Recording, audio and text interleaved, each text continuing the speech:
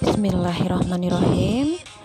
Sekarang kita memasuki pada pertemuan yang ke-13.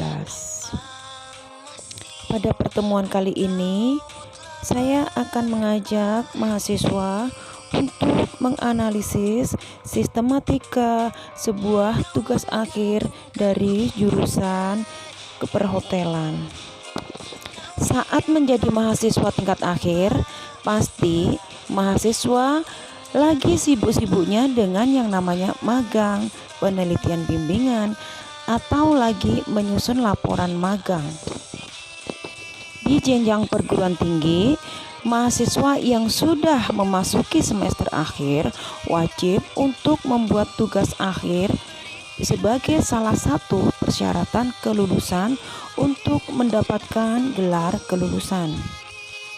Tugas akhir merupakan karya ilmiah yang disusun oleh mahasiswa di setiap program studi berdasarkan hasil penelitian dari suatu masalah yang dilakukan secara seksama dengan bimbingan dosen pembimbingnya. Biasanya, tugas ini dilakukan oleh mahasiswa di program diploma. Memang saat ini saudara-saudara mahasiswa baru menginjak di semester 4. Di semester 4 ini, mahasiswa mendapatkan mata kuliah Bahasa Indonesia. Maka dengan itu, saya akan menghantarkan ketika mahasiswa mendapatkan tugas akhir. Maka dari itu, saya sebagai dosen Bahasa Indonesia mengajak mahasiswa untuk mempersiapkan diri ketika mahasiswa menghadapi tugas akhir. Maka dari itu, mari kita persiapkan dari sekarang. Pada bagian cover itu ada judul. Coba perhatikan bagaimana cara membuat judul yang baik.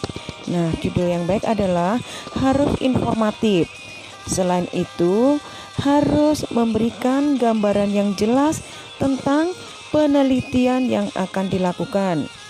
Panjangnya biasanya 5-15 kata. Walaupun judul itu memberikan gambaran yang jelas tentang penelitian yang dilakukan, judul harus singkat, jelas, dan juga menarik. Judul penelitian yang baik biasanya memuat 4 hal. Yang pertama, produk, 2, teori, 3, tujuan, dan 4, target. Apa sih produk? Produk adalah hasil penelitian yang kita akan kembangkan. Produk inilah yang akan mengisi bab-bab tentang pengembangan produk. Nah, apa itu teori? Teori yang melandasi produk yang kita buat tadi.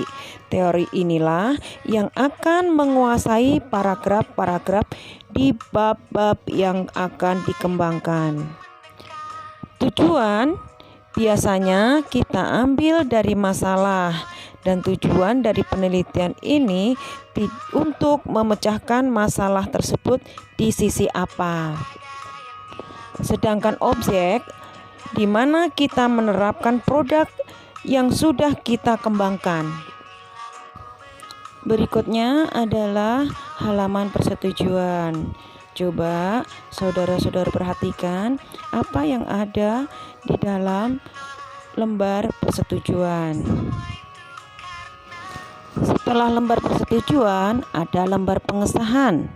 Coba perhatikan apa isi lembar pengesahan. Setelah lembar pengesahan, lalu adanya lembar kata pengantar yang isinya tentang puji syukur dan ucapan terima kasih. Sekarang masuk di halaman latar belakang. Apa sih latar belakang? Secara garis besar, latar belakang memuat 3 hal, yaitu kondisi faktual, di mana penulis menceritakan keadaan yang menjadi masalah yang harus diatasi. Kondisi ideal atau kondisi yang diinginkan oleh penulis. Berikutnya adalah tentang solusi dalam bentuk pemaparan penyelesaian masalah secara singkat menurut penulis. Nah, sekarang kita masuk ke rumusan masalah. Apa sih rumusan masalah? Rumusan masalah adalah tulisan singkat berupa pertanyaan. Rumusan masalah mempertanyakan beberapa hal yang berkaitan dengan suatu penelitian. Nantinya, jawaban dari pertanyaan tersebut yang akan menjadi fokus penelitian. Sekarang tujuan. Tujuan membahas mengenai rumusan dalam kalimat penelitian yang menunjukkan hasil didapatkan setelah prosesi penelitian terselesaikan. Di mana proses pembuatan penulisan dalam tujuan ini didasarkan pada permasalahan-permasalahan yang telah disampaikan pada latar belakang. Sekarang ruang lingkup. Ruang lingkup adalah batasan banyaknya subjek yang tercakup dalam sebuah masalah. Secara umum memiliki makna batasan. Dalam arti luas, batasan ini bisa dalam bentuk materi, variabel yang diteliti, subjek, atau lokasi. Sekarang kita membahas tentang manfaat penelitian. Manfaat penelitian menjadi salah satu bentuk tulisan yang perlu disampaikan.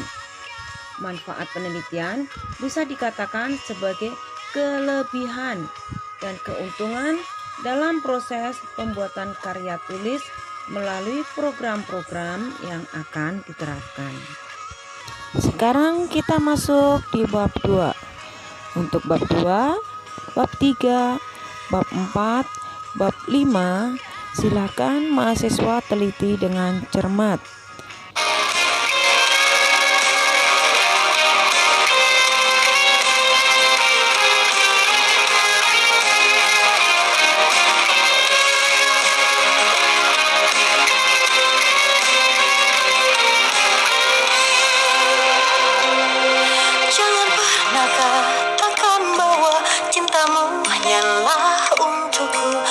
Kini kau telah membaginya. Maafkan jika memang kini harus ku tinggalkan dirimu, karena hatiku selalu kau lukai. Tak ada lagi yang bisa ku lakukan tanpamu. Ku hanya bisa mengatakan apa yang ku rasa. Ku menangis membayangkan betapa kejamnya dirimu atas diriku. Kau duakan cinta ini, kau pergi bersamanya. Ku menangis melepaskan kepergian dirimu dari sisi hidupku.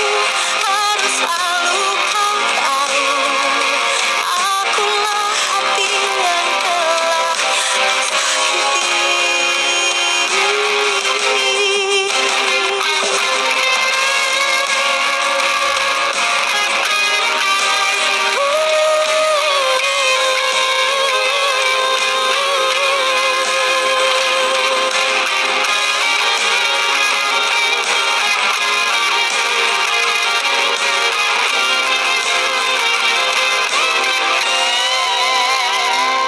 Maafkan jika memang kini harus ku tinggalkan dirimu, karena hatiku selalu kau lukai. Tak ada lagi yang bisa ku lakukan tanpamu. Ku hanya bisa mengatakan apa yang ku rasa. Ku menangis membayangkan betapa kejamnya dirimu atas diriku. Kau duakan cinta ini,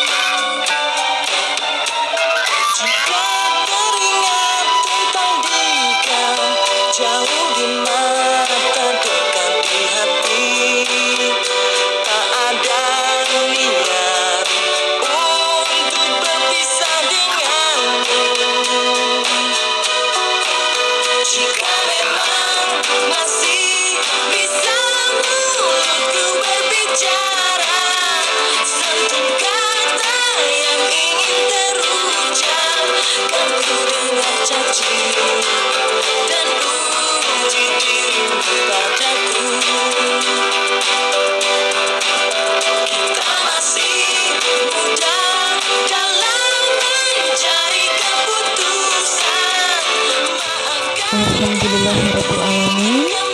Untuk pertemuan ke-13 ini materinya sudah saya sampaikan. Semoga ilmu ini akan berguna untuk tugas akhir. Selamat belajar.